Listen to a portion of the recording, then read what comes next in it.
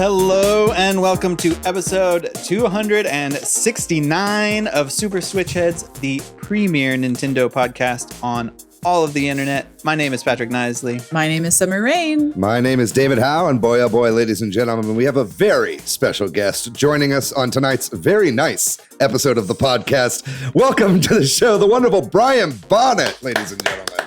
Hey, thanks so much for having me. Of course. Really happy to be here. Brian, you are here joining us to talk about controllers. We're going to do a little bit of a survey of all the different Nintendo controllers over time, as well as some other companies' controllers, and kind of talk about what we like in a controller by doing a brief history of them. But in addition to that, we're going to talk about the news. There's been layoffs and unions and strikes. There's been teams getting their medals taken away, people leaving companies, Olympics news, multiple video game Olympics news. So there's a lot for us to go over. But before we get into any of those things, how is everybody doing this week? Pretty good. Yeah, having a pretty nice week. My dad's in town right now. We're going to Houston tomorrow for my final round of immunotherapy treatment at MD Anderson. So I'm excited for that. This should, all things willing, God willing, should be my last time I have to actually get the bag, as I like to call it when I'm out there.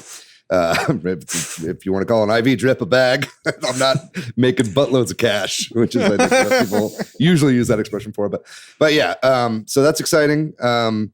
And then, yeah, I did some fun stuff this weekend. I got, in the background, you might see, I picked up a cute little PVM. It's a personal video monitor or portable video monitor. I'm not sure how you pronounce it, but it's like a little mini 8-inch CRT that I bought off my friend. And I actually really like it a lot. I've been playing retro games on it. Right now, I've just got like my Steam Deck, like going through this like hodgepodge of cables and whatever to get to it, and I'm playing lots of old school games on it. But I think eventually I want to get a dock for that Anbernic device that I have and use that as kind of just like my little retro station. It's something I've been eyeing for a while that has no practical use in my real life, but just something that I wanted and got myself a little treat. Yeah, that's about it. What about y'all? I missed last week. I wasn't here, but I really enjoyed listening to y'all's episode. I was in Arkansas camping and staying at a lodge, more so staying at a lodge than camping. We kind of did some tent camping, but it rained while we were there. Not like tremendously or all the time, but just enough to make it be like, we'll just stay at the lodge most of the time. I went to Mountain Magazine, which is a really cool state park. It's the highest point in Arkansas. It's really beautiful up there. Recommend checking that out if you're interested in camping and nature in that area. We also just really unplugged while there. We didn't take any devices, and we just took our phones and tried not to use them except for, checking messages once a day or whatever. So that was cool.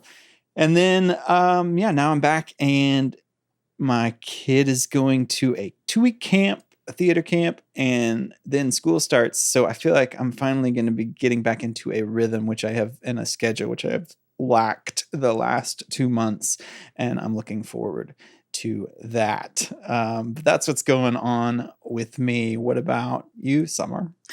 Yeah, I fear I may break up the podcast with what I did this weekend.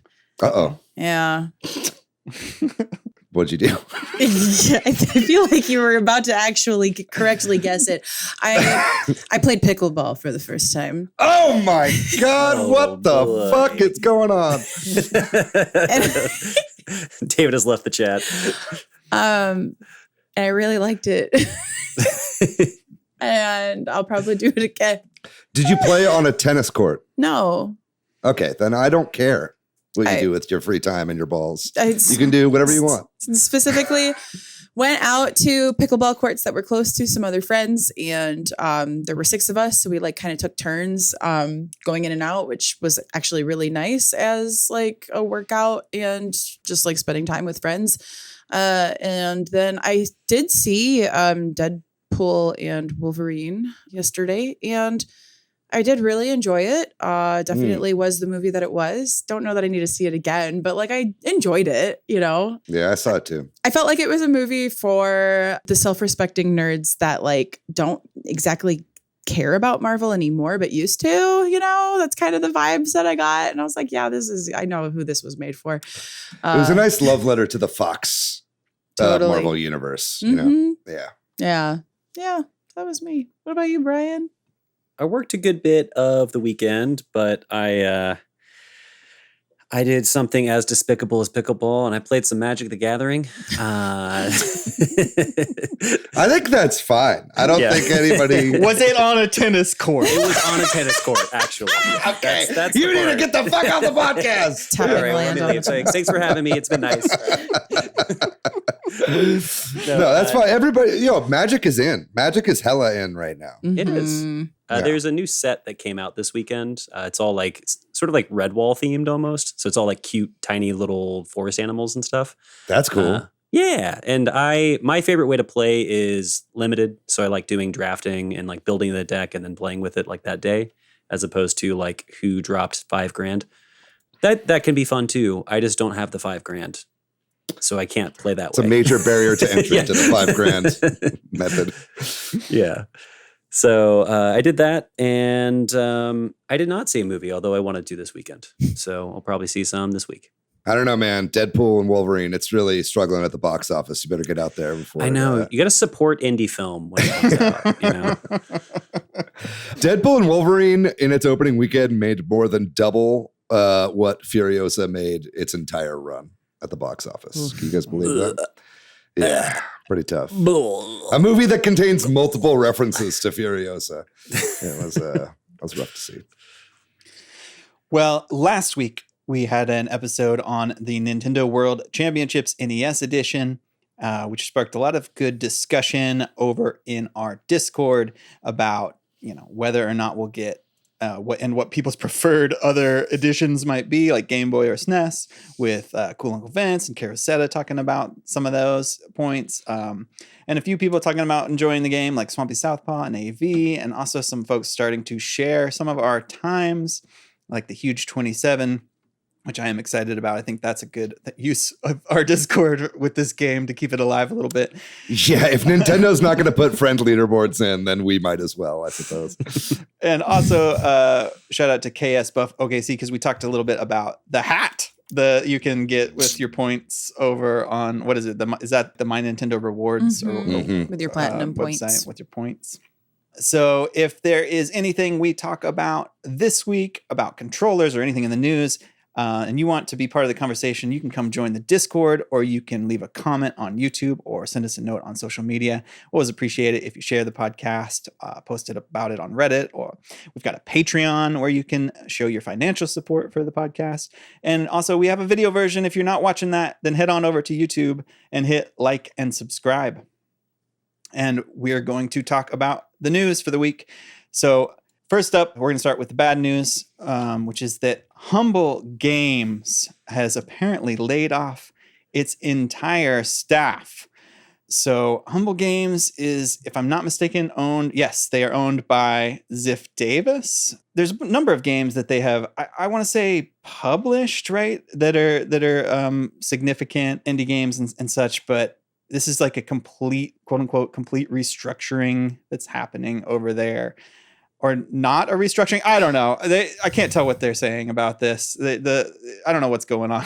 I mean, in the tweet, they were like, we're moving some stuff around. And that basically meant firing everybody. Yes. You know what I mean? So it was like a little bit of, it was like the softest ball you could, call a super fast pitch. Right. I don't know. Right. It's like not the right term. Yeah, exactly. Exactly. We have, is it rebuilding? If you completely tear it down? I don't know. Yeah, I mean, this comes after we saw a lot of people let go at a lot of the gaming journalism sites that is also owned by IGN Games, Humble, Ziff Davis. It's all the same company, That's why anytime IGN reviews a game that's published by Humble, they're always like, we have to say legally that we are also owned by Humble or whatever, right? So it's like, this is not just that division. I think the entire company is going through major issues right now. And this is after they made a bunch of purchases. They consolidated and bought a bunch of these media sites, So it's just the worst. This is like, when it comes to the bad things that can happen from mergers and acquisitions, this is like what we saw just happened with, like, on a way smaller scale, but with Microsoft, right? When they spent a shit ton of money to buy Activision Blizzard King and then laid off a bunch of studios that they already owned. This is kind of part of that restructuring. Yeah, it just sucks to see. I kind of felt like we were maybe out of this for a while. We hadn't heard about any major studio closures in a hot minute. But this is just the reality that, no, this is still very much going on, and that I don't think this is over. On the flip side of that, the next news is that the World of Warcraft team over at Blizzard has formed a union. And I just want to shout y'all out last week for talking about the Bethesda union, which at the time was the biggest union. And, they use this term wall to wall. So it's like all employees that work in, on any part of the game or whatever there. This is the same thing. And it is now the biggest one. Also at a Microsoft owned studio. And y'all were kind of talking about dominoes falling. And I had already seen this news when I listened to the episode and was like, wow, yeah, obviously this wasn't because of Bethesda, but they must have been happening in tandem. And it's really interesting to see. I think it's because of Microsoft, Yeah. I think that's not a coincidence that both of these are Microsoft-owned companies, kind of same with the there's an IGN union happening as well. It's like wherever this kind of thing starts to happen, workers get wind that, like, oh shit, we better start protecting ourselves. You know what I mean? But like you said, Patrick, this is definitely a part of a pattern. And it's really nice to see this finally hitting the video game industry whole cloth, right? It's such a long time coming. Holy shit. I feel like it's just been over a decade of like, oh, it's going to happen. We're starting to do it. Well, it takes a long time to get this stuff set up, and there's a lot of roadblocks in the way. And I mean, even after this stuff happens, you still see retaliation, I think, people, it's not surprising to see a bunch of people that newly formed unions being let go for unrelated reasons, right? So, keep your heads on, gang at Blizzard. The fight isn't over yet. And obviously it's just starting, right? Getting voluntary recognition, getting this going. There's still a lot more ahead, and I wish them luck in the negotiation phase of this. Yeah, and I think now we've got 3 or more unions at Microsoft, and we'll see if dominoes continue to fall in the near or long term. We'll keep apprised of this as it goes forward. But while we're on the topic of unions, we're going to move on to the SAG-AFTRA strike. So is this the second strike against video games in recent history, or was that just a threat of one happening a while back, David? I'm going to lean on you here. Yes, they had voted, or they had called the action to a vote, right? Before, when we had reported on this. If I'm remembering correctly, I might be wrong on that, but as of now, SAG-AFTRA has officially called for a strike on the union. They voted and it got ratified. Yeah. So this is a strike related to video games in particular, and I think it's a limited number of companies, right, that SAG-AFTRA and has this, I don't know, that they're striking against, or that even has this intersection, right? There's Epic Games and EA and Take-Two and some other big companies involved. Disney. In this. Disney. We'll see how long this goes on, and it's about AI ultimately, right? Or at least that's one of the major points that SAG-AFTRA has talked about, right?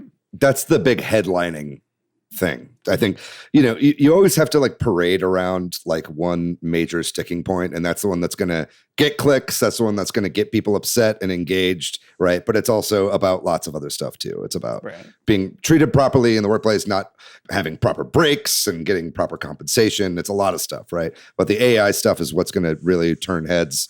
And I think it's something that most people really do get behind. I just like feel really bad for actors, man.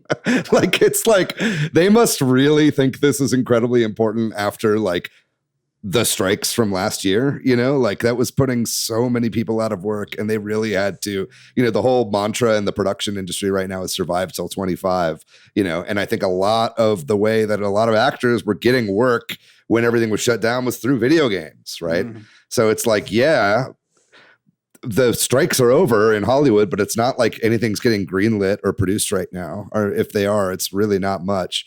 So the fact that they're going on strike again really shows like how important this issue is in a time when, people are really struggling to get by in this industry.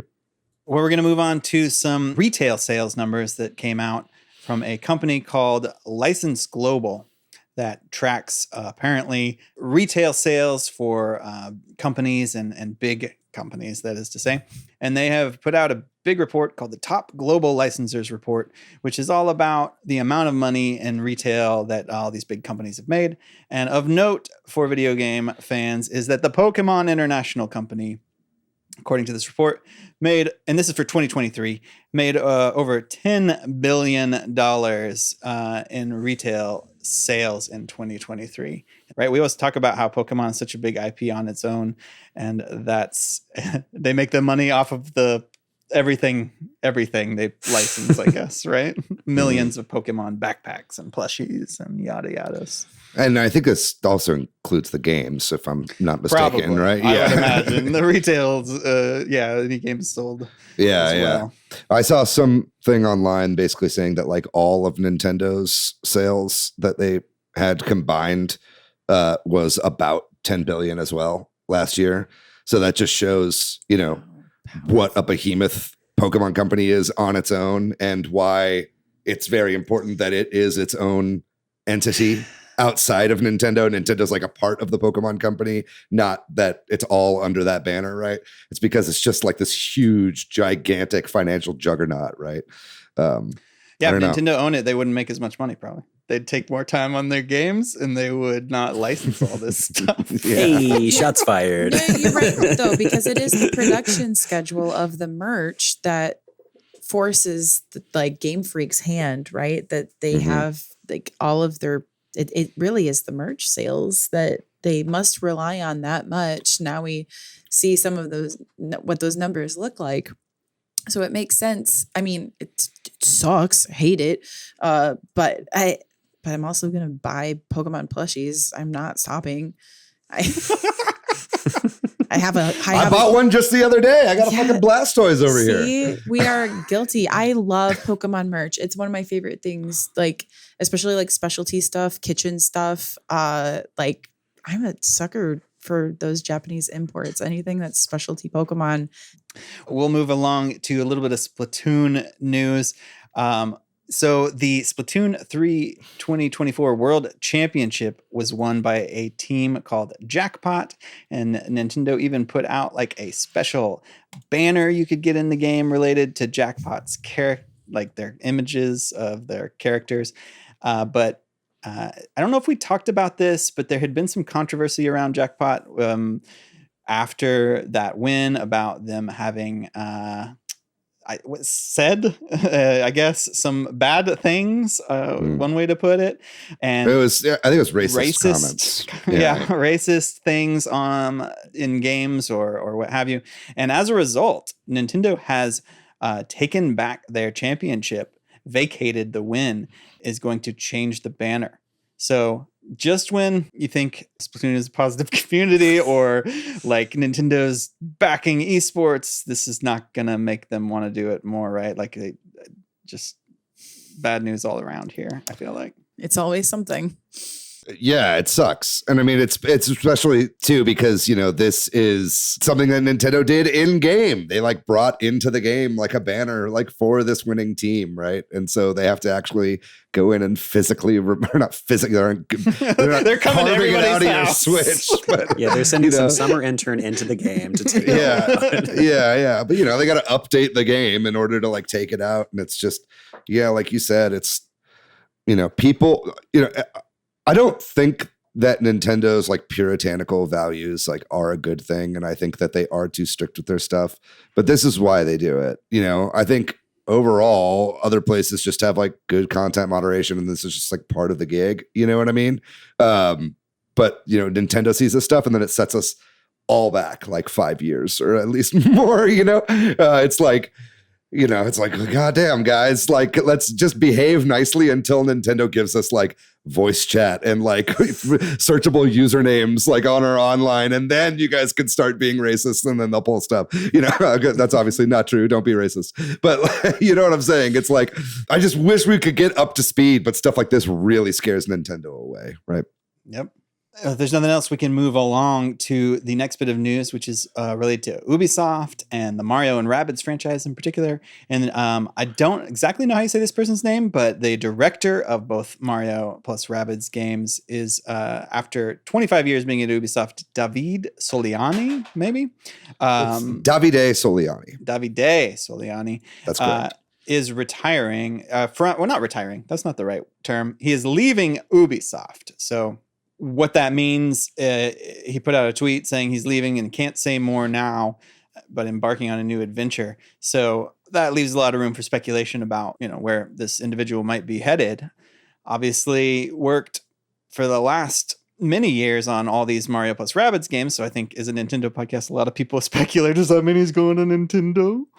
I say there is like a 0.1% chance he's not going to Nintendo. Like, it feels so obvious to me. I mean, the dude is like, I mean, maybe it's not, but I mean, it's like Nintendo loves him, right? And he became like a meme like overnight whenever the first Mario and Rabbids was announced at the E3 that it came out at. You know, Shigeru Miyamoto was at the Ubisoft presentation when they showed it off, and he was like, this is all because of Soliani-san, right? And he pointed to him, and the camera cuts to Davide Soliani, and he's just like in tears, you know, because like his fucking hero is shouting him out on stage, you know? So like ever since then, he's been like a superstar, and everybody loves this guy, and both of these games are incredibly well received, both from critics and from fans. And I think Nintendo knows that, and he's published 2 banger Nintendo exclusives. So I think Nintendo would be foolish not to poach them from Ubisoft. And if that's the case, what a fucking level up. You know, I would much rather be working and directing games at Nintendo than at Ubisoft, right? So I really hope that's the case. Do you guys have any thoughts on that? Do you think he could have been going anywhere else, or what do you think? I think he totally could be going somewhere else, because we don't know. And, you know, he could be starting his own studio. He could be like making some independent studio that's gonna work with Nintendo or something. You know what I mean? But yeah, I think you're right that like it's kind of the obvious choice, and as like a Nintendo podcast, we have to say it's we have to talk about it. He's taken over the Pokemon company. If only. Changing it to Soliani Man. But I suppose that, like, you know, some of these earlier news stories, we will continue to follow this and we'll find out, right? Unless there's anything else to speculate on right now. He was cagey about where he's going, but I'm sure we'll be hearing from him very soon. Yeah. Well, we're going to stick with Ubisoft for a minute and move over to the Olympics. So I've actually been really into the Olympics this year. I'm not normally, but I watched the whole opening ceremony. It's in Paris this year, if you're not obsessed like I am. So the 2024 Paris Olympics had their big opening ceremony. And one of the funny things about it, the whole time watching it with my family, I kept being like, is this Assassin's Creed? Like, is this literally Assassin's Creed? And they don't know what Assassin's Creed is. So they're like, I don't know. It's just a guy in a hood. And then at the end I had to Google it. And yes, should have put it together more quickly that Ubisoft is a French company and all of that. But one of the through lines for the opening ceremony at the Olympics was an Assassin's Creed character carrying the torch through all sorts of iconic things and jumping around on rooftops and sort of moving from segment to segment of this really French opening ceremony. I don't know, which is a whole nother discussion we don't have to get into. But yeah, really kind of crazy to see a video game elevated to that central thing on the center stage. And I kind of just was thinking about y'all's, again, last week comments on the episode about how just gaming has, I don't know what the word y'all were using is, but like every generation now or soon will be somebody who plays games. It just kind of like saturating and it just being regular reference and not like for kids or whatever, you know? Well, there was like wasn't there like a ton of like Mario stuff at the Tokyo Olympics somewhat recently, you know? Yeah, I think they did like play some music and all that as well. Yeah. Yeah. It was like, what's his name? It was the prime minister, the old I don't who remember, got but murked. yeah. But anyway, he was like, he like came out of a pipe with Mario and he's like, welcome to Japan. I don't know. Maybe I'm making that up. Maybe I had a fever dream with that happened. They should have done that if they didn't. But I think yeah. it's an iconic thing in Japan. And I mean, that makes a lot of sense to me too, like Japan especially. But yeah. And I mean, and Ubisoft is like got to be one of like France's like most profitable companies. You know what I mean? So it's like the cultural footprint, you know, for like French made media, entertainment, IP, stuff like that is huge. So, you know, yeah, it's like kind of like we were talking about this last week, just like as generations get older, like you were saying, it's like the cultural footprint's just going to be bigger and bigger and bigger. And this is going to get less and less like weird or jarring. You know, it'll just be like, you know. It wasn't weird or jarring too, though. I think like it just felt like I'm not knowing that it was officially Assassin's Creed, like, because we also watched the opening ceremonies. I was like, oh, this is Assassin's Creed. That's fun. Just say, and like every so often we just say, wait, this is Assassin's Creed. And just like progressively, this is Assassin's Creed. And it wasn't until tonight, you know, getting ready for this episode of like, oh, it was actually that was officially Assassin's Creed. Assassin's Creed. They talked to Ubisoft and got permission, which and yada yada. It totally makes sense because you know who else was in the opening ceremonies? Minions. So of course it was actually Assassin's Creed because the Minions were there. They were there. Are you sure they weren't rabbits? Yeah, that would have made more sense if they were rabbits. Davide Celiani is like, I've moved on to the IOC or whatever the fucking Olympics committee is called. But yeah, I don't know. I wonder how the alt-right is going to spin this Assassin's Creed or the QAnon conspiracy theorists are going to spin this as a Satanist plot. They already are. Yeah. Well, we all know Marie Antoinette is a Satanist conspiracy. There was a lot for people to be upset about if they want to in that opening ceremony. I did think it was pretty cool how it like rained blood during Gojira's set. That was pretty fucking sweet. Fucking rad. So cool. Metal's back, baby. Well, we're going to move on to another bit of Olympics news, and that is that this past week it was announced that there is going to officially be an Olympic esports games event. I think the Olympics has toyed with this and done like little things in the past, but this is a bigger event that is going to happen in 2025, and it is going to happen in Saudi Arabia. And I think that is a big part of this. It seems like the Saudi government has been maybe involved in this, and there are obviously a lot of concerns about this happening in a country where women can't do things and like LGBTQ rights aren't. Well, thankfully, gaming is a boys' thing, so yeah, right. It's not gonna be a problem. Straight boys only. Yeah, no gays allowed. Exactly. No, obviously that is not true, and you're right. The Saudi government has a long history of human rights violations, but I mean, it's also they host tons of sporting events and stuff all the time. It's like, you know. That's a whole, you know, you could make a whole podcast about the Saudi government, right? And probably the Olympics too, right? Like, and the Olympics. The IOC or whatever is not without its problems as well. Yeah. But let's talk about the good, though, on this. Yeah. I think this is really good and a long time coming, personally.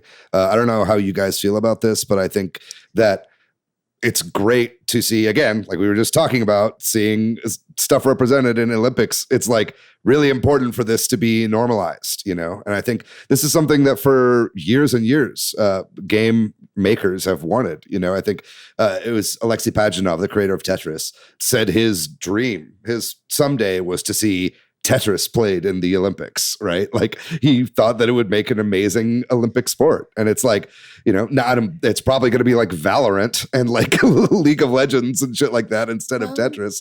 But, you know, who knows? It would be really great to see that finally realized in some aspect. It doesn't need to be part of the Olympics proper necessarily, but having like an Olympics, a worldwide esports event, I think would be a really cool thing to see. Yeah, I think to that, because you think about the sports that are in, like you said, Olympics proper, to differentiate between the two. And there are plenty of sports that started as just fringe fun times between friends, and now, or like people came together and were like, what's a wackadoodle thing that we could make be a sport? And now we have a kayak race where it's full contact and they have to do a full 360 flip. Like, I could totally see that happening with video games. I would love to see that happen. Give me full contact video games. No, but but I could see, like, you know, certain like specific weird parameters. Like, yes, maybe we'll do like I'm thinking like, you know, I think about like Nuzlocke challenges with Pokemon, like having like specific parameters like that on 80% glitchless. Yeah. Right. Yeah. But like ways that you can be more creative that aren't just limited to speed runs, aren't just limited to esports, like Valorant, League of Legends, you know. I see opportunity for that. It'll be interesting to see what they pick, because there has been a lot of talk about, because they don't want violent games. So they probably aren't going to be doing first-person shooters. They probably aren't going to do a lot of things, and that's what most competitive games are. It's going to be Pokemon that Unite space. only. So it kind of cuts out a lot, because like they've made statements about how like a lot of games go against the IOC's like non-violence stance and everything. I mean, there's like some violence in some of the sports with like, you know, like wrestling and boxing and stuff, but it's not like murder. And like, and so, well, there's not murder happening in games either. It's pixels on a screen. You know what I mean? It's like, Wow. right, but it's like it doesn't you know, there's shooting. Under. There's shooting events as well. You That's know true. what I mean? You could use guns to kill people. Anyway, I think it's, but I understand what you're saying. I'm not trying to say that, but it is. Yeah, they're kind of opening up a can of worms here, Yes. aren't they? For sure. In a lot of different ways. Yeah. Yeah, because like the most competitive games are kind of the most violent ones, as far as like, you know, what it's direct conflict, you know, And the ones that people want to watch, right? Like, yeah, I watched Evo this year and it fucking ruled. We don't know what games they're going to be. We don't know exactly when. So another topic we're going to have to follow up on and see if this shakes out to be anything good for esports or good for the Olympics. We'll find out, right? As this develops. And we're going to close out our news section with a little bit of a segue into our main topic, which is that over in Japan, they are selling, correct me if I'm wrong, they're selling this gacha machine, right? It's not, or is it like in the store you go and you can use it? There are gachapon like machines set up in a couple locations throughout Japan. You can't buy the whole machine. That would be something. That would be crazy. But yeah, it's like a little gachapon machine that they have set up in the Nintendo store and in like, I think the Narita airport. So these gacha machines are currently dispensing key rings that reflect controllers through the ages. I think they've already done this in the past with a few of these, but so it's like a different generations of them. But you can go and get a little key ring that has like the Super Nintendo buttons, or the N64 buttons, or the stick. Yeah. They're really cute, and I want them really bad. I want every single one of these. It's basically looks like somebody surgically removed the fucking area of a controller and then attached a little keychain ring to it. And but I think the ones with like the sticks look really good. There's the N64 stick and the little GameCube nipple that you can kind of move around. But they're very much like they feel to me almost like little fidget keychain toys, right? David, I'm going to give you a certain amount of money specifically designated for this gachapon. You know, whatever you get from that, you know, please and thank you. Yeah. I mean, if they're still there, I mean, they're very popular. You know, these things have been going quite a bit. I mean, that's going to be a few months until I'm able to make it out there, but we'll see. If they are still out there, I will certainly go and spend all my hard-earned yen on these gachapon machines. Well, that's going to do it for our news segment. We are going to take a short break, and when we come back, we're going to be talking all about controllers.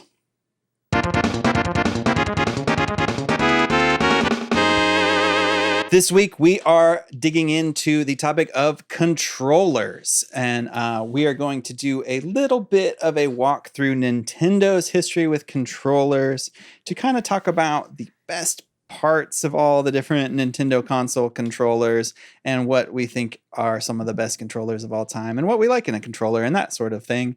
We could open up with some discussion about our favorite controllers, but maybe I think we should end with that. So unless somebody has some like big picture thoughts they want to share, maybe we can just jump right into sort of early controllers.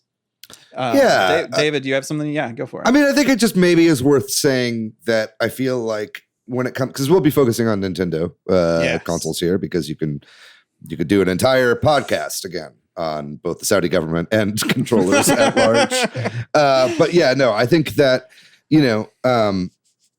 Nintendo has kind of always been very risky and has been very forward thinking with their controllers. And they've really been trendsetters as well. But whether it be the D-pad or the analog stick or motion controls or whatever, they're kind of always at the forefront. And where everybody else has kind of like found this standard that like all controllers basically are now, I feel like now and even into the future, Nintendo will continue to innovate. And so it's interesting to look at these patterns and see kind of like where the innovation takes place and what might come next. I find that kind of fascinating, but I definitely wanted to give a shout out to the R&D team at Nintendo's headquarters for always coming up with something pretty fucking weird. We're not going to spend a lot of time on this, but I think we have to talk about what controllers looked like a little bit before Nintendo existed to kind of set up what the NES or the Famicom did that opened the gates a little bit. And that's like, you think about like you're in television or like, or you're like, Atari and things like that, where I don't know, the Intellivision controller was super weird, but like, you had sticks or dials or lots of buttons or like things that don't knobs. Knobs, things that don't look much like a modern controller at all. But like I think about like the Atari maybe is kind of being the precursor a little bit, where you have like the stick and the buttons, but it's like a joystick more than like what we think of as a stick on a controller now. I watched a recent video on the Fairchild Channel F. Are you guys familiar with this console? It was the first video games console to use cartridges. They kind of pioneered the cartridge format. And I actually saw one of these recently at Classic Games Fest, and I was gutted because they didn't have the controllers for them, which came attached to the system normally, because the actual controllers for these were really interesting. They were like you said, most of controllers before the invention of the D-pad were like joystick based, right? But these kind of almost reminded me a little bit of Wiimotes in that they were kind of like upright and then had like a little knob at the top that you would kind of move around, and eventually I think nobody knew what the fuck to do with these things, and they ended up just like putting like buttons on it like everybody else did after that point. But in many ways, I cartridge included, I thought the Fairchild was kind of one of the first to do something like really interesting with this kind of thing. But it wasn't until the D-pad came along that stuff really started getting standardized across the industry. Yeah, this very much felt like a time where you can tell we're designed by engineers. Mm-hmm. We're not really designed by people thinking about human beings using this thing, or like just an average consumer walking up. You have people that are like seeped in technology that are then trying to design a fun product, but not really thinking about like someone who has never used a computer before walking up and grabbing this thing and knowing how to use it. Mm-hmm. Like you look at the Intellivision controller and there's like no affordances. Outside of the fact that it is just like, it has a bunch of buttons, you don't know what the fuck any of it does. Like there's no, like any of it could do anything, because it's just like 1 through 9 numbers. Like what does any of this mean? Like what am I supposed to do with this? Calls is weird. Yeah, it changes your channel. Well, after all of these, right, like we've kind of hinted at, the D-pad, the Nintendo, the Famicom or the NES, the controller they put out for that device, is breakthrough. It has the D-pad. They invented the D-pad, right? Which makes directional input a lot easier than, at least for certain types of games, especially, right? Like I think about like old, flight sims or whatever, you want a flight stick or whatever, but like for the kind of ease of experience that and that sort of thing. Yeah. And we've got clear A and B buttons. It's just the prototype for the modern controller, right? Yeah. You also had another controller mainstay until very recently, actually, with Start and Select. These, I feel like when I was a kid and I was coming up, because I kind of grew up in the Super Nintendo generation. I didn't get start and select.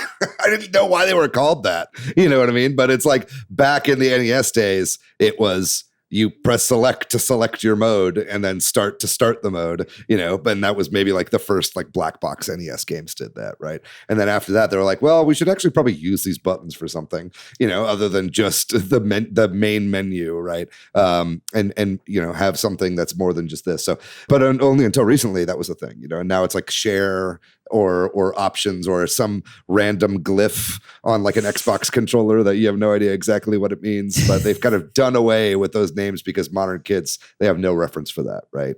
When it comes to that. But now holding an NES controller, obviously it's square and it's not super ergonomic. And we'll get into maybe the next one to talk about that a little bit, but it still was nice at the time compared to some of those other controllers, right? Like that's the thing I think was so, like, because the D-pad's a huge revolution, but I think on top of that they just did such a good job of like distilling down what everybody else was doing to what we needed, so that like a normal person can walk up and basically understand how to use this thing. Because like even Atari, like their next system, they then took all of the Intellivision buttons and then grafted it onto their joystick. And so you just have this monstrosity of whatever, you know, like everyone just didn't know what the fuck to do. And then like out of the chaos and the rubble of the video game crash, Nintendo just comes forward with this like, here it is. Here's how to make a controller, you dum-dums. And I think it's worth too shouting out the Famicom controllers as well, because obviously they're really similar in button layout, but the Famicom controllers were, like I talked about with the Channel F, were connected to the console, right? They were built in. When you got a console, it came with two controllers that were already attached, and then in addition to that, they also, one of them had like a volume slider on it, like for the console, and the other one had a microphone on it. So like, you know, looking forward to like the Nintendo DS, which I don't know if is on this list, but we should probably talk about touchscreens and stuff at some point. But, you know, back to like the DSi and stuff like that, there was a microphone on that console that would then use inputs and stuff like that. And the Famicom was doing that all the way back in the 80s. Yeah, I kind of left handhelds off this list because it's such a similar but different topic. And maybe we can give it some lip service about that, like when we finish going through. But yes, that's interesting that the Famicom had those extra functionalities.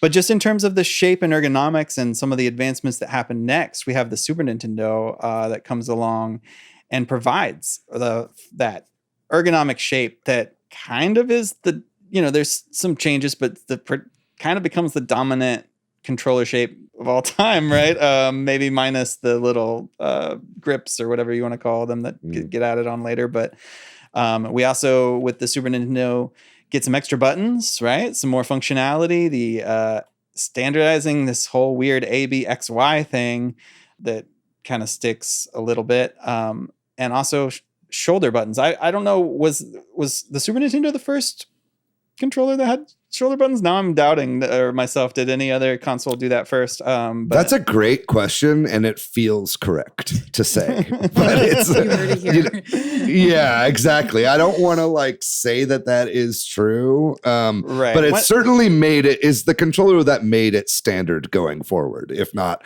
the very first controller ever. Right? They kind of made the diamond face buttons standard and the shoulder buttons standard. Yes. A caveat here: we're not like controller historians. We're just kind of talking about this for fun. Speak for yourself. But I think that's our modern controller design. You know, obviously, with missing some things that we'll talk about, but just kind of like the basics of it happened there back in 30-something years ago. I don't know. Is there anything else specific to the Super Nintendo we want to mention while we're going through this list, or? Yeah, I mean, this is where we start to see the A, B, X, Y ordering, right? With A on the right of the face button diamond, B on the bottom, Y on the top, and X on the left. This was the first time that it could come out. It was probably, I guess, maybe Dreamcast that really changed it up. Was the first to do the diamond and put A on the bottom instead of A on the right, and then maybe quickly followed by Xbox after that. You know, Sony for a very long time, you know, had the circle on the right and the X on the bottom, with circle meaning yes and X meaning no. in Japanese. That's like the symbol for a check mark is a circle in Japan, essentially, right? And an X or a cross, as they call it, means no. Obviously, they were copying Nintendo and the placement of their stuff, but it was kind of, by this point, there had been other things around that used the alternate scheme, and people were starting to get used to the A being on the bottom. So to this day, there's this fucked up, your brain kind of has to code switch when going between, like for instance, me playing something on like a Steam Deck and then on my Switch, it's like I have to completely rewire my brain every time I'm doing it on which button I'm going to press. I don't think it's fair to blame Nintendo for this, because they started it. It was everybody else after, but everybody always points to Nintendo and is like, why do they have a weird control scheme? Where really it's everybody else that kind of changed around them.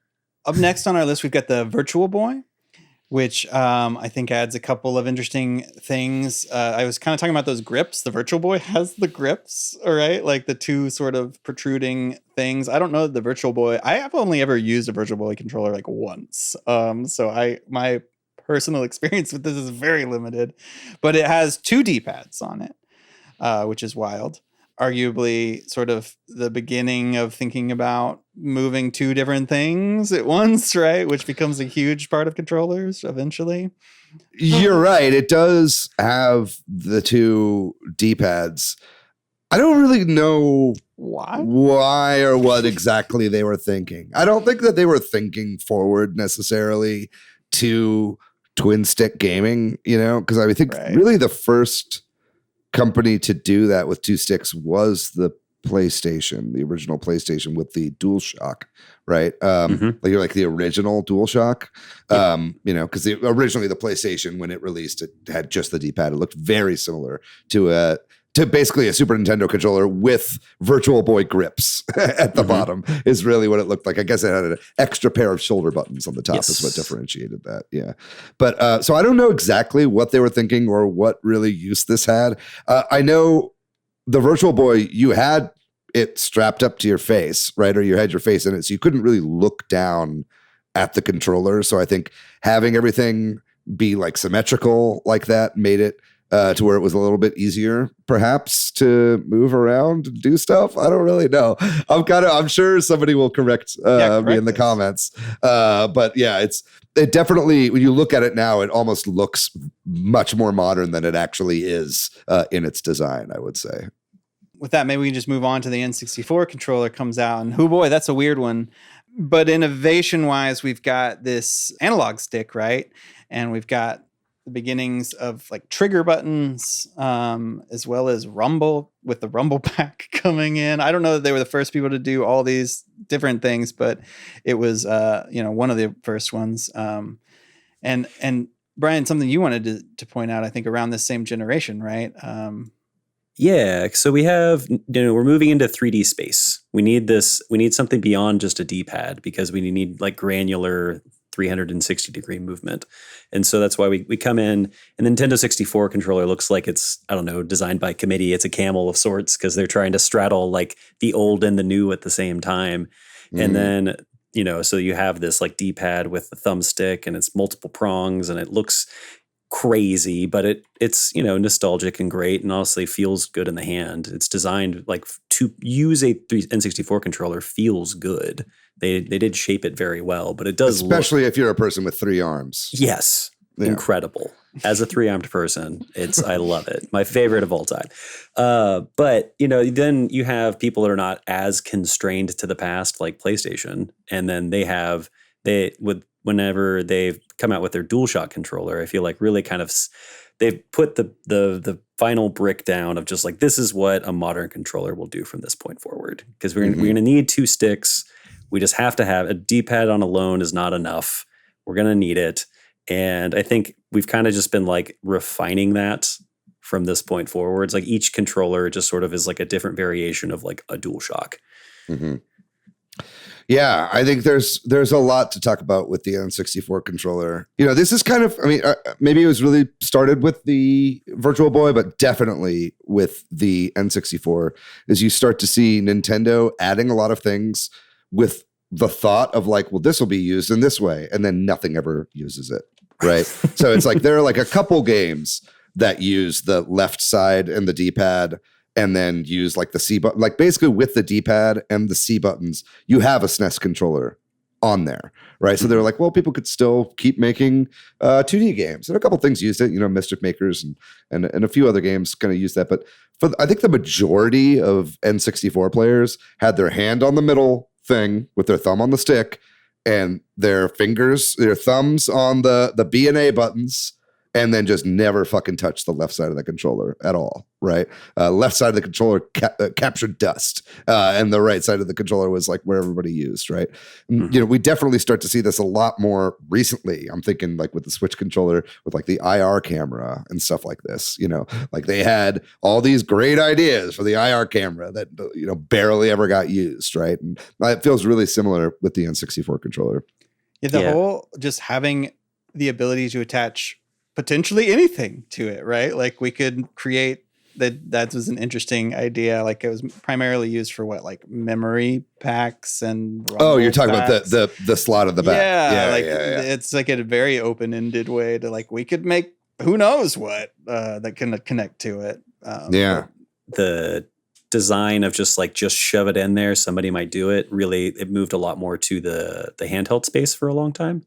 And now that those two have sort of merged, I feel like with the Switch, we got a lot of those random, well, this technology's cheap, let's put it in there. Yeah. I loved the Rumble Pack when it came out. Like you said, I think haptic feedback had been a thing before, particularly in joysticks and stuff like that on PC games and whatnot. But certainly when it came to console games, this was a huge eye-opening experience, right? And it also added like a nice weight to the controller too, that I never, even when games didn't use it, I always wanted my Rumble Pack in there because it just like made the controller feel like heftier and had, it just felt more premium, right? I just remember playing Star Fox 64 for the first time and having my fucking mind blown, and now we take vibration and rumble like almost for granted, right? But this was like an enormous thing at the time, right? Something else I really like about this controller that we saw in the next system as well is like an octagonal, I think it's octagonal, but like gate for the actual analog stick. That's something I kind of miss these days. It's like our analog stick is now like a perfect 360 degrees, but it kind of makes it hard to hit those cardinal directions with the analog stick. I gotcha. And I really liked that about the N64 controller, and then and lastly, I think with the analog stick itself, it's like, we've long since moved past the way that this analog stick was designed, but the stick was designed so weirdly, the way it like sticks so far up and it's like so thin, it really allowed for like really precise analog movement over a lot of area. So much so that when you emulate N64 games today with a regular stick, it's like you're almost like always overshooting where it is that you're trying to like aim or whatever. Like it feels really bad to like play GoldenEye or something and like aim when you're in aim mode with that, right? But the controller was designed for that, right? And games would take advantage of it back then. So it kind of, I think to me, kind of makes it hard to play N64 games these days without this layout, right? Something that I think Nintendo has taken to heart. That's why they've kind of moved back to a more standard style controller for face buttons these days. Well, the next one on the list is definitely not a standard sized controller for face buttons. The GameCube controller came out. And I personally did not have a GameCube. It's my biggest console Nintendo blind spot, and so I have like no love for the GameCube controller. Every time I've banded it, I'm like, what is this monstrosity? But I know a lot of people love it, and I think some people even love it because of the things I don't like, because it is very clear which button is which, right? Like if they're shaped differently and that sort of thing. When you say it that way, it does make it feel much more of a precursor to the Wii. Like, yes, the GameCube did have a lot of it has its shortcomings, but with the buttons all being so easily different, like being able to differentiate, it's almost like that was Nintendo's way of trying to appeal to a more casual market of it's so obvious which buttons are which, right? Because I think about trying to get like parents into gaming at a certain time and like getting really confused about which buttons are which. And this was also the time. So like a lot of the games that came out that corresponded on the GameCube, they would physically show the button on the screen so you knew what button to press. And by having them look that way, that was a really clear way to know which buttons were which. So like super good like entry level for like video gaming. And that what I mean when I say like precursor to the Wii, right? Like we obviously see like, you know, the Wii obviously like really brought in casual gamers. The GameCube did not, did the opposite. Only hardcore people got the GameCube. But sorry. So the GameCube is where I am actually able to speak because I did not have an N64, I did not have an SNES. And I was just like crawling when the NES was in my home. So it truly, and I had it alongside the PlayStation. So it definitely feels more childish, I would say, like for that same reason, right? It's like the PlayStation, it's so like uniform and it's the controller they've used this whole time. So I think like, oh, like the serious games are on the PlayStation. And it's like, but the games I like want to play. That's how like 12-year-old me kind of took it. It also like looks a little childish. Like like PlayStation color is like black or gray, and this is like purple, and it's got a weird yellow little nub for a second stick, and then the buttons are all really colorful, and it just looks weird, right? Yeah. It looks kind of alien, right? I believe this was the first experimentation with not the original controller that came out with the GameCube, but when the Wavebird came out, the wireless controller, which we did get that as soon as that came out, and loved having that. And that was obviously like the direction things were going to go with wireless controllers. Yeah. Yeah. It's an incredible wireless controller. Like it came out and they basically like nailed it in one for like it being able to function and like have good battery life and like be easy to set up. Like all other wireless stuff at that time was so finicky, so janky. And like the Wavebird like never had an issue. And it had such a long distance too. It was great. Yeah, it still works so well. A lot of wireless controllers at the time needed line of sight, like a fucking remote control. You know what I mean? It's not like, thank God we're past that. Oh my goodness. That was never going to work. But yeah, Wavebird was an absolutely revolutionary controller. The only thing that was really lacking was rumble, right? But man, what an amazing device. I still have Wavebirds. I still use them all the time. Honestly, whenever I have friends over and we play Smash, Wavebirds are great because it's like you don't have to fucking be close enough to the TV or to the USB adapter in order to plug in, right? It's like I love playing with like a Pro controller, so like giving the other person the Wavebird, it's like perfect. We could be as far back as we want, right? So I mean, I love the Wavebird so much, and just this controller as well. I still think to this day is like one of the best feeling controllers out there.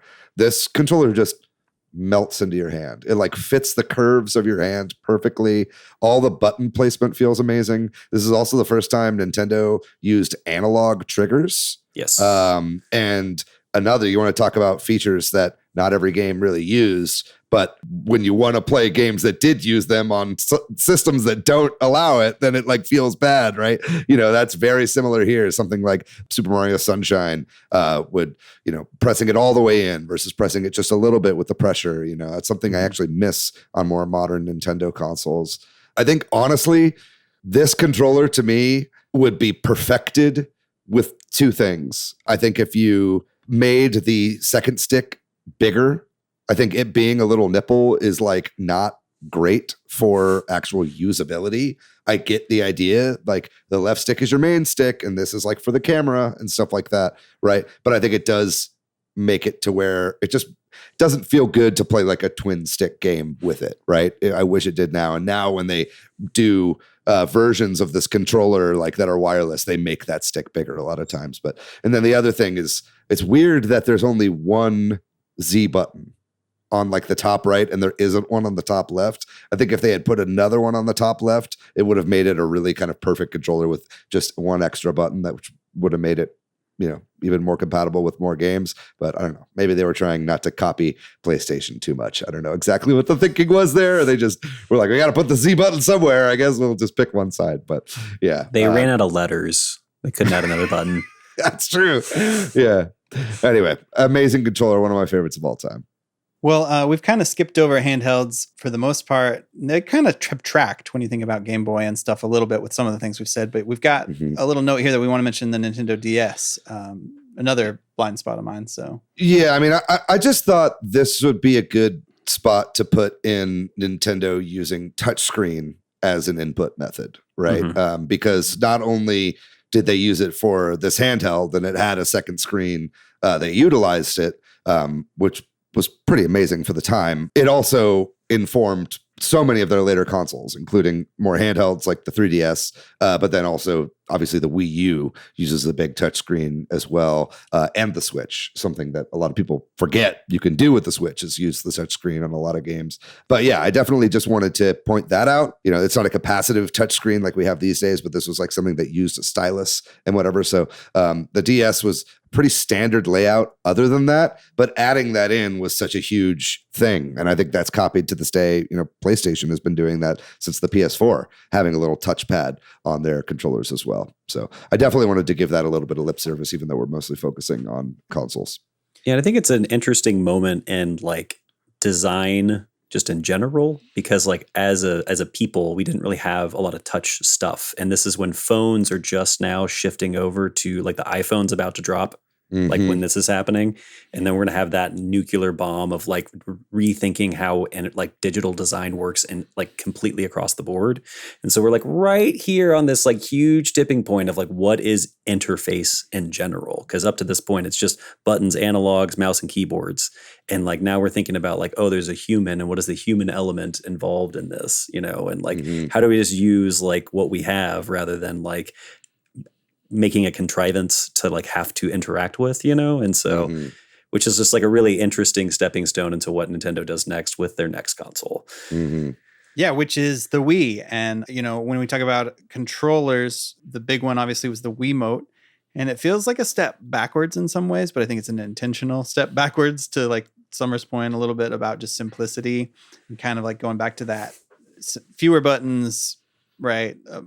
It's square and it's a little awkward to play a traditional game, but they were obviously trying to promote a different way of playing, at least some games, with the motion controls. And I don't know how much we want to harp on motion controls and all that, because I think it's kind of outside the scope, but we could maybe talk about the Wiimote. I don't think so. I think the lack of buttons was because they had an alternative input method, right? With motion, right? Right. I think that was, they almost felt like they didn't need an analog stick because you're moving stuff around analog with your hand. At least that's how it was sold. But in reality, motion wasn't that at all on the Wiimote. It wasn't until we got Wii Motion Plus that became an actual analog input. The motion was just another button. Right. You know, basically swishing it around just acted as a button press, right? But it is an interesting, like, you know, you think of games kind of come out. You have sort of everyone, like the Atari when it came out was a huge cultural phenomenon because it's easy enough to pick up and play with it. People loved it. And then everyone sort of fell off. And then the NES kind of comes out because they sort of boil it down. Huge cultural phenomenon. Parents and grandparents can play Super Nintendo or play Super Mario. It's easy enough to explain it. And then things kind of get more complicated and everybody sort of falls off except for the hardcore people. And the Wii comes out and it's like the biggest fucking deal. Like everyone had a Wii. Like nursing homes had Wiis. It was literally everywhere. Like everyone played Wii bowling. Everyone played like the Wii sports stuff. Like it exploded the market in a way that was just like unreal. And it was all because they like reeled it back into this space of just like, how do we attack this from another angle? Because it's not working with the GameCube. Because like we didn't really sell here. We can't compete with the big dogs with like technology, like on the fidelity market. So how do we come in here? And their whole like blue water mentality of just like, let's do something totally fucking different. The blue ocean strategy. Yes. Yeah. I, like everyone else, was like, what the fuck is going on with this thing? When it was showed off, right? But you're right. The gamble paid off, you know? And I think that it made it to where it wasn't a scary device anymore for someone to pick up. It's like, oh, okay, I recognize what this is. Yeah, that's totally right. I mean, obviously this was something that as well, if you really wanted to get the most out of the device, you needed add-ons for it, right? So like the nunchuck being the thing you hold in your other hand to kind of have this split controller option where now you've got your analog stick, you've got extra buttons on that thing as well. It also could do motion.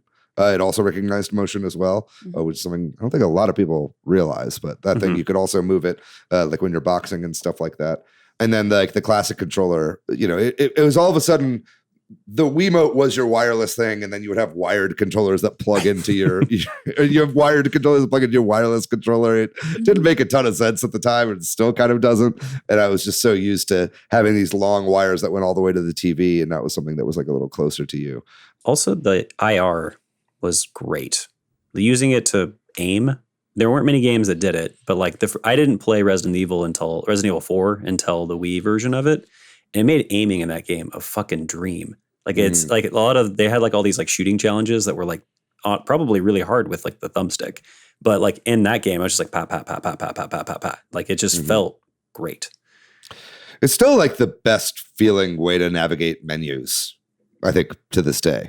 Like I love just pointing at my TV and pressing the thing that I want from a menu, right? Like that felt really good. Mm-hmm. The other thing that's not really Wiimote related that I wanted to mention on the Wii era is the classic controller, and especially the classic controller Pro, which is kind of where you see Nintendo take the modern controller shape, right? And really go into that, and kind of we have from there on out, the Nintendo Pro controller is... They all kind of look the same. Or they all kind of look like Xbox controllers, maybe. Right. Yeah, Xbox, right? Like I think, the 360 shape, especially, right, is kind of, even though like what you said earlier, I think it's true of like the DualShock defined it. I think the Xbox 360 probably, right, controller's shape is kind of the like... It's like standardized it. Yeah. It's almost like designed by like negation. It's like everybody came up with like all of these things that it was, and then left the Xbox shaped hole. And they were like, aha, here it is. And then I don't know if there's anything else specific to the Wii we want to hit. It's a remote. People know how to use a remote. Right. Yeah. I did just want to have one quick shout out. We don't have to talk about it. Just like, because it was such a popular system, the number of gimmicky ass like little peripheral things that people made, where it's like they'll make like a fishing thing that you put the Wiimote in, or like it's a bowling ball, or it's a whatever. Like we all have the Mario Kart steering wheel. The steering wheel, yeah. Yeah. But from all of that shit that got made, we all have microplastics within us from like random Wiimote peripherals. So much so that Nintendo's like, we're doing cardboard for the next one. Well, the next Nintendo console was the Wii U, and the sort of the big innovation there was the gamepad, right? Which I guess I don't know if it's like, I don't know where we stand on like innovation there in terms of like controller. It's because it's right that you can use your Wiimote, and you have the gamepad, which is like kind of like a handheld. So I don't know. It's kind of functionally, it's really similar to a lot of things that they did before. It was kind of a combination of a lot of stuff, right? It's kind of a second screen a la a DS or a 3DS, right? Like down, it's just using your entire living room as the DS, right? Where the screen is kind of like farther away and this one's in your hand. It also had a camera on it, like a DSi. It had the general layout of like a Super Nintendo controller or the classic controller, like you said, with the two sticks. It had an IR camera on the top. It had rumble. It kind of had everything from before all mashed into one, right? And the wirelessness of the Wavebird and all that kind of stuff. But I think the real innovation was the streaming video to the gamepad, right? So much so that I think the code name for this project was Project Stream, right? I think that's what it was called beforehand, or maybe it was Project Cafe or something. But I know they called it Project Stream at some point before it came out. And so much so to where that's not really replicated. I mean, I guess the only other way it's really been replicated is like the new PlayStation Portal, right? Right. That's maybe the only thing that really does this since, which is really odd that this thing was such a failure, and PlayStation was like, hey, we'll copy that. But anyway. I would say that the biggest innovation for the Wii U is Nintendo Land the game, because not damn, did that game fucking rip. I agree. The controller feels really good to hold in the hand. It's got a really good weight distribution. You want to talk ergonomics, like on the back of the thing, it the way it kind of fitted your hands reminds me of a GameCube controller, the way it's kind of like curved and shaped and stuff like that. The buttons, the shoulder buttons feel really good on this thing as well. But I think the problem with it is that it looks like shit. It feels good to use and it's functional, but the screen was kind of trash on it. The distance that you could be away from the console was laughable, until it started breaking up, especially the video component of it. And it really just looked like a Fisher Price toy, like what we were talking about earlier with the way the GameCube controller kind of looked like it was for kids. This thing, it just looked like an add-on for the Wii, which was why so many people were confused about it. But also just like, I don't know. When you hold it next to a Switch, the Switch is like sexy in comparison, like this thing just looks so chunky and it looks like my first Fisher Price, my first Switch, I don't know. Do you guys agree? It's difficult to pick it up again. Yes. I was an early adapter, of the Wii U. I say early adapter. I didn't get it at launch. I think I got it when Splatoon came out, because I wanted to play Splatoon. But or whatever. I think it was Mario Kart actually. But I remember back then being like, oh wow, like people just need to give this a chance. Like Iwata is right, and this is really cool. But then when I went back and tried to pick it up again, I think like about a year ago, I was like, oh God, I don't ever want to look at this again. And right, like tried booting up original Splatoon and like Xenoblade Chronicles. I was like, God, this is just bleh. Yeah, it just I don't know. Yeah, it's definitely hard to pick it back up again. I mean, at the time, it was like really innovative, and I loved it. And I still love the Wii U. I love the Wii U for the games, and I do like the gamepad. I don't hate playing games just with the gamepad, like standard ass games. Sure, it was nice to play like Game Boy Advance games. Like having a screen like that. It was like, oh, okay, I can turn my TV off and just lay on my couch and like play Game Boy Advance games or portable games, and that feels really natural, right? But yeah, going back to it after the Switch, it's pretty tough. Yeah, it is interesting though that how much Nintendo can make something that looks terrible still feel good, like to hold. Like it is like you go and look at because you look at the N64, it looks insane, feels great. GameCube looks insane, feels pretty good. Wii U looks insane, feels pretty good to hold. Like their design team's pretty good at making ergonomics. It's kind of it's unreal how good they are. So in 5 years, we're going to be like, oh, the Switch. Oh, I can't believe we played that. Ugh. Yeah. I think we're going to be saying that about the Joy-Cons. I was about to say, maybe they can move us on to the Joy-Cons, because I do think when you look at the Joy-Cons attached, they don't look so bad necessarily. But then when you see them detached, it's kind of like what Brian's talking about, where it's like, what are those two little things? But yeah, so we're talking about the Switch now and the controller for the Switch, which is the Joy-Cons, right? There's also the Pro controller, and we should talk about that a little bit. But Wii U had a really good Pro controller too, for the record. Yeah, right. Yeah. It sort of continues the trend of, I think, the same sort of thing building up to the Switch one. But we got to talk about the Joy-Cons, because there's obviously playing with them attached, there's playing with them detached, there's playing with two versus playing with one. And I think that's the whole reason they made them the way they are, to have all that flexibility. But there are obviously some situations that work better than others. And the single Joy-Con is really, I'm sorry, it's just, I mean, I don't know hell. what You can say it. It's hell.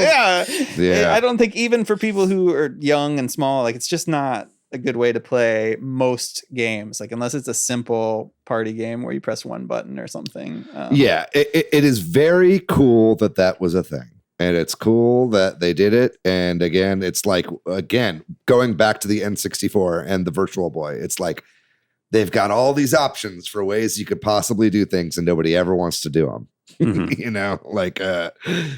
It's, I think when they first came out, it was like putting it in tabletop mode and having two controllers was really amazing. But now everybody has one of these things, man. It's like, really, you're not going to find anybody who wants to play like that.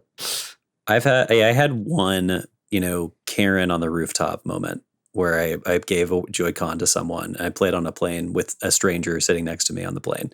And that was a delight. We played some Astro Duel. Shout out to Astro Duel. Wonderful time. But, you know, everybody has a Switch now. We can just play remote multiplayer games. Everybody's always got a Pro Controller in their backpack. Yep. It's not really true, but no, I mean, it is an amazing piece of tech. And it's funny to me when people talk about like Nintendo's gimmicks and how like the Switch doesn't have a gimmick. Like, are you kidding me? The entire thing is a gimmick. Mhm. You know, I think like detachable controllers is really cool. It reminds me of the Famicom, right? 2 controllers that come with the system.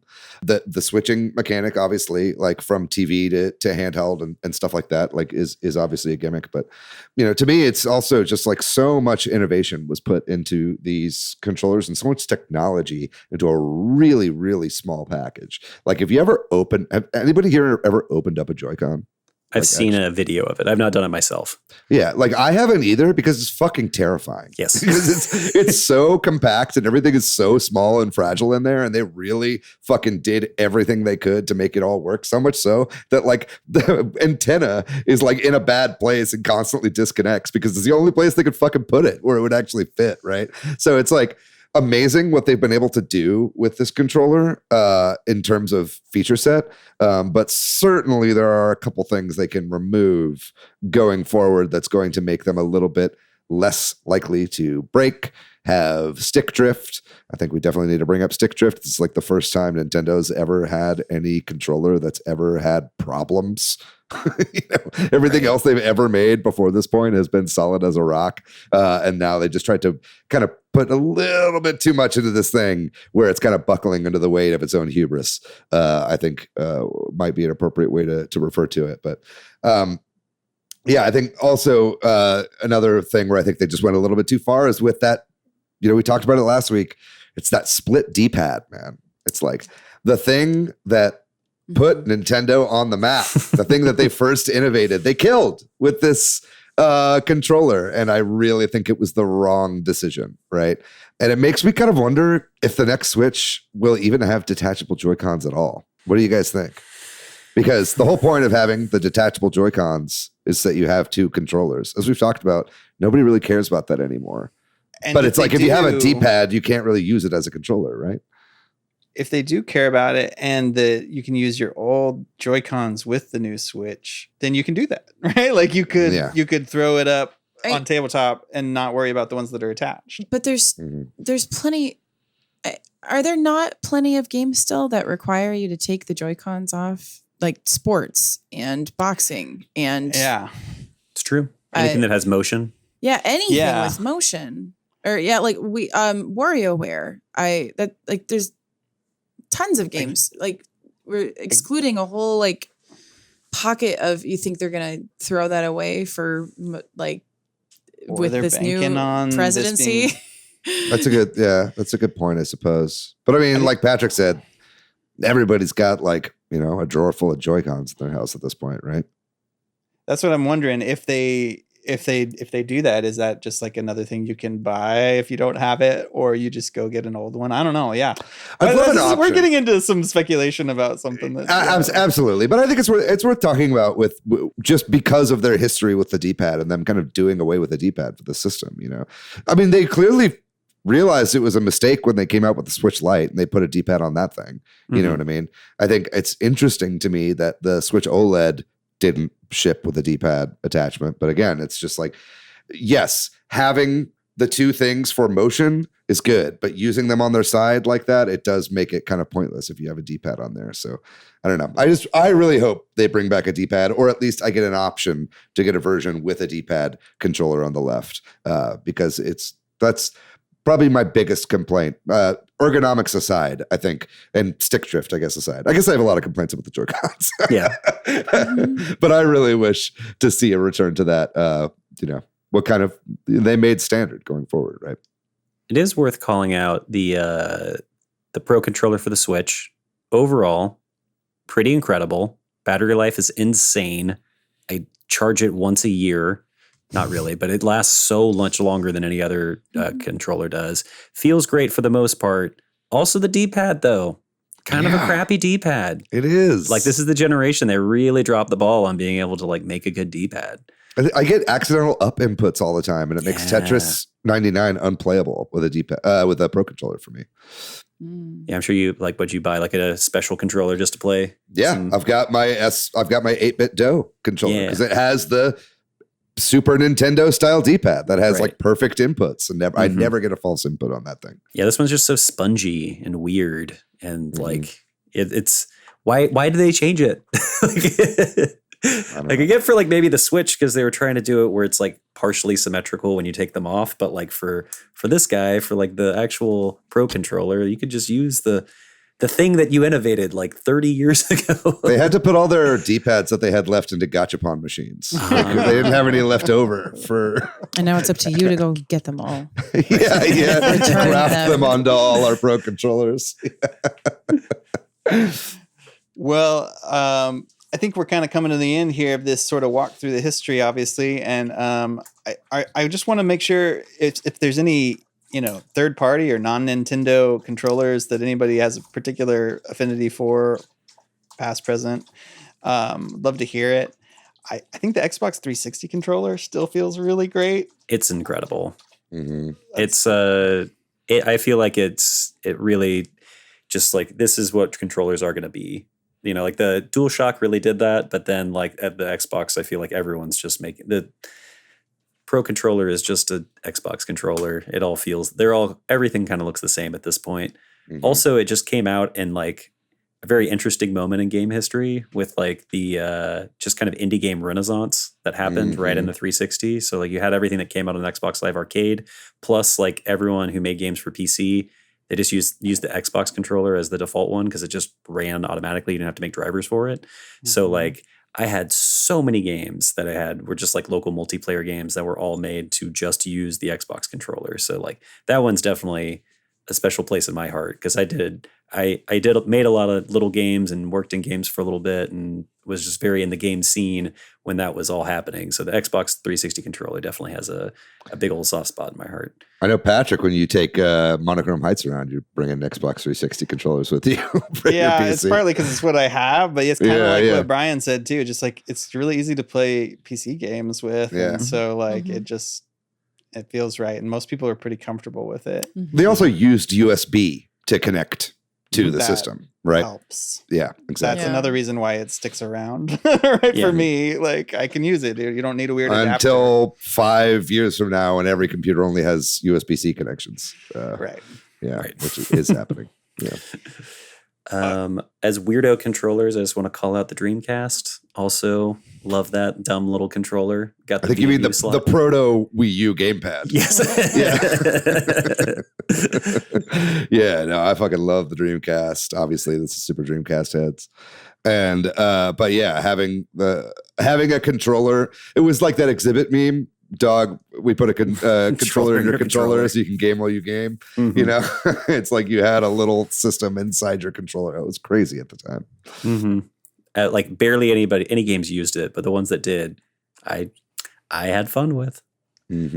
I really think my new thing that I love in controllers, and I don't ever want to have a controller without anymore, which is part of the reason why I just like don't really fuck with Xbox that much anymore, is gyro. Right. I love the evolution of motion controls to this point where we're at now. I love about the Steam Deck. I love that you could add gyro into every single game on the Steam Deck. It's amazing. PlayStation has wholeheartedly accepted it and thrown it in with all their games. Now, most of their first-person shooters also support gyro aiming and stuff like that.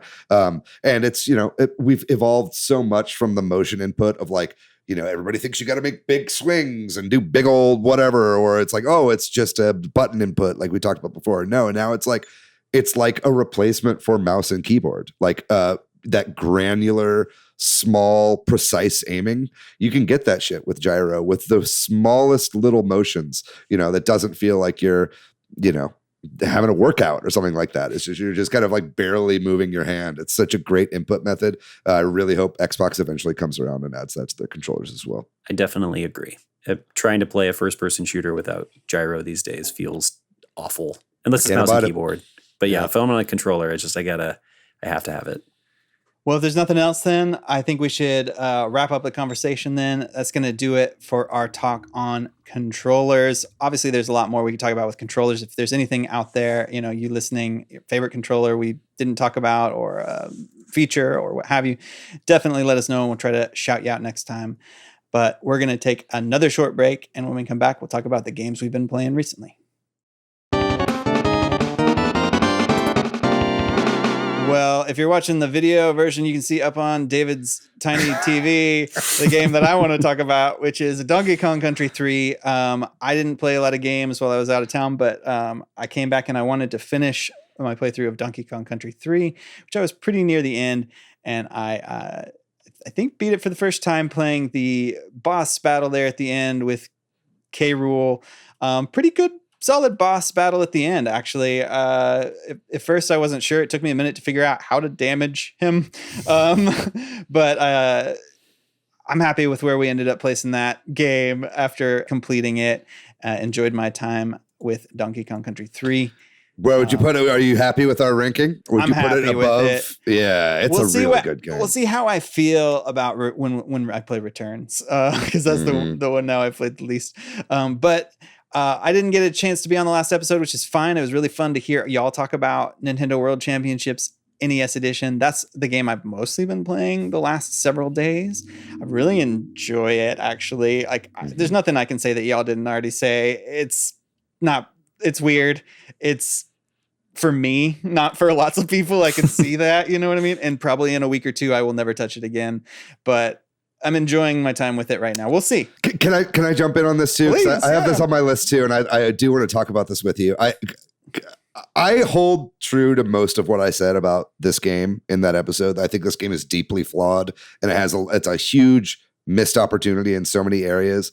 But I have played this game way more since we did the last episode, and I get it. I really, really do like this game, and I'm seeing that a lot online too. A lot of people that put it down are really addicted to it, grinding for the world championships in particular, and really trying to get the best time, and then waiting until Monday and seeing what the best times are it's a really cool loop. I think we were pretty hard on the game, and I think that's fair, but I do like this game quite a bit. Yeah, I do too. And I just think y'all said everything I could say. I don't know if there's a whole lot I should talk about, but I am enjoying it.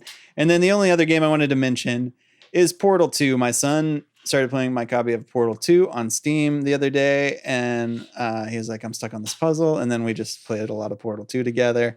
We're not playing the co-op thing because it's my copy, and I don't think we can do that with sharing on Steam. But either way, just having fun, kind of trading off, playing through Portal 2, which I'm not even sure I ever beat. I played it, but so it's been a while either way. So I'm enjoying that, but that's what I've been playing recently. Portal games are amazing. I'll go next. Like I said, I've been playing some Nintendo World Championships, NES Edition. Love that game so much. I'm having a really good time. I think it's going to take me a long time to get through because I'm really trying to S-rank everything, and it's taking me a while. Yeah.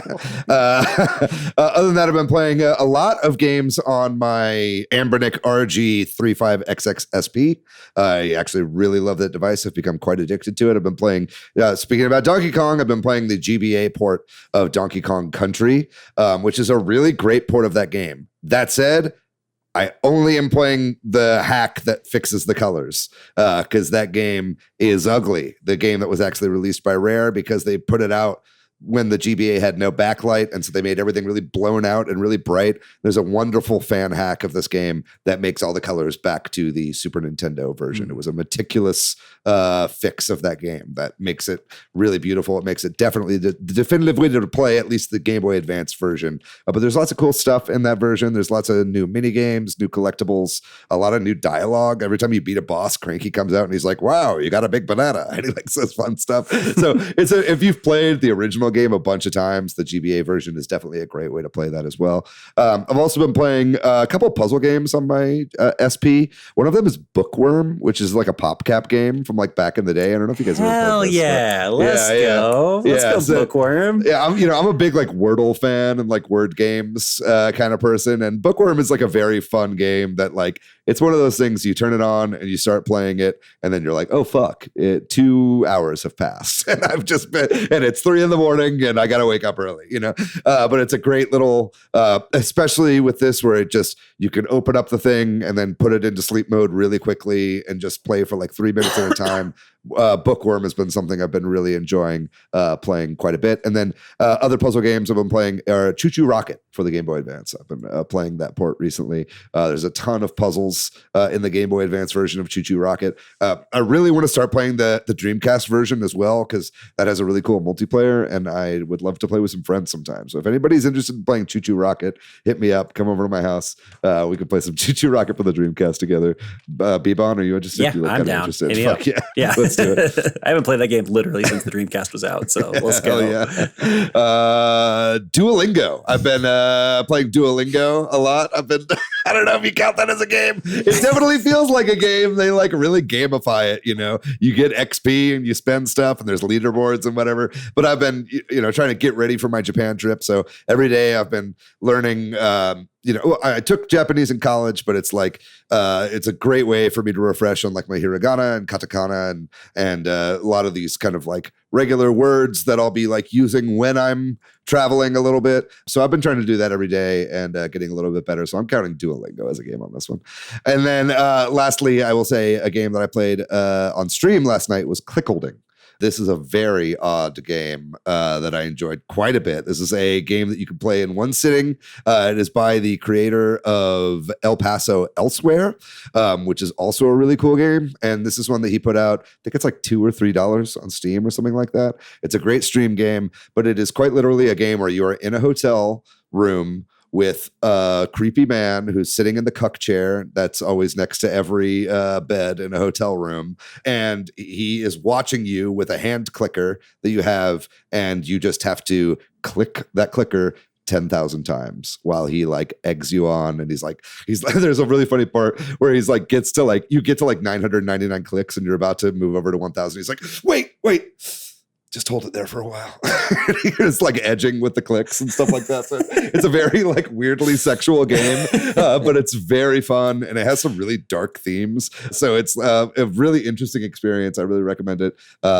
Definitely, I would say go watch my VOD, but it's a super cheap game. You should just pick it up yourself if you have Steam or something like that. You can beat it in about 45 minutes to an hour, maybe less. But that's been me. I don't have that much to report other than Fire Emblem Three Houses. I am just fully in it. It is a game that is getting me to just unashamed playing it literally everywhere. My Switch is going with me literally everywhere. I went to trivia the other night and I didn't participate. I just played Fire Emblem on my Switch in the bar.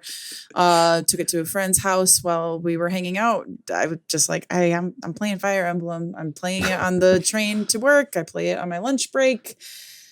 I don't really have much else to say about it besides that. I'm not even in the war phase yet in my Black Eagles route, but I am committing to like an all female cast playthrough to make everybody a Dark Flyer, so that way they are all truly the Black Eagles. Because I thought that would be funny.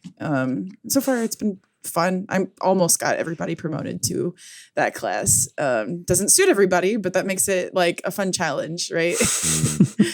Yeah. Very good. Well, then I will round it out. Like I was talking about at the top of this, I played some Magic the Gathering over the weekend. That's a game, an analog game. Had a lot of fun with that. I've also been with some of my friends, been playing Void Crew on the PC. It's super fun. It's still in early access. It's only been out for like less than a year or so, I think. But it's like 4-player space craziness. Like everything you do in the ship that you can't do on your own. Like you have to like have multiple people. You can play by yourself, but there's like, you will have to like get out of the pilot's chair and run over and like fix the ship and then like actually get out of the ship and like repair the hull and stuff. And so you can spec out as like pilot, gunner, engineer or scavenger, because you do actually have to like go out on like space stations and other things to like get stuff and do jumps, because you're like constantly being chased by this like evil power. So you only have a certain amount of time to like do things before you have to jump to the next objective. It's really fun. Been having a really good time with it. Also been playing some Abiotic Factor, which is another game on PC. It's kind of like just a survival-y kind of crafty game, but it's like if you made it for Half-Life, the original one. So you are just like the scientists that are in the place where all hell is breaking loose, and it is set up to even look like Half-Life. It has like the same kind of texture vibe and the same kind of campiness and like the way the lines are delivered, and it feels very much like it's trying to be exactly Half-Life. And as someone who played a lot of that game, it feels great. I love it. I love the original Half-Life. Yeah. Abiotic Factor is really fun. And then I've been traveling a bunch in July, and so I've been playing some stuff on my Switch while flying. So I for Christmas I got the Super Mario RPG remake, but I hadn't touched it. But that's a perfect travel game because it just goes so quickly. I forgot how short it was. I knew it was short, but it still was. I got to the end and I was like, wow, we're already there. It's like goes down in like 3 sittings. It's like example of a perfect game for when Blockbuster existed. Like renting it and beating it in a weekend was totally doable. And then also I had picked up all the old Bit Trip games from like the Wii era because they were on sale for like $1 or something. And I love those fucking games. Me too. Holy shit. They're so good. And so it was just such a nice like trip down nostalgia lane in a different way. Cause like I definitely played Super Mario RPG back when it came out on the SNES. And so like that was like deep core memories, but still like kind of like having all these like random college memories of mine just kind of come back. Cause I had the house that all my friends came to, and we had like my big like rear projection screen TV set up with like the Wii and everything set up. So people would just like, I'd come home from class and there would be like 6 people hanging out playing like my Wii on my couch, you know? So just like it was a fun trip down memory lane, just playing all those games. Cause hot damn, they're great.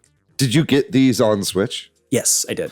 Now, have you put them all in a row on your home screen? I did.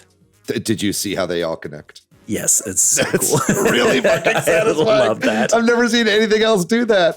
Where it's like all the games, like over the course of them, like have a connection. Like it's like a one big long picture. It's really, really, really cool. Yeah, this is such an amazing series. I love that there's like an overarching story to all 6 of these games. Yeah. It's like very abstract, but it's totally like if you were like the person who's like, I'm going to play all these games, you get a nice little treat. All right. Well, that's going to do it for this episode then. Thank you so much, Brian, for coming on and joining us this week. Yeah. Thank you so much for having me. I love coming on and talking about something that people don't hate.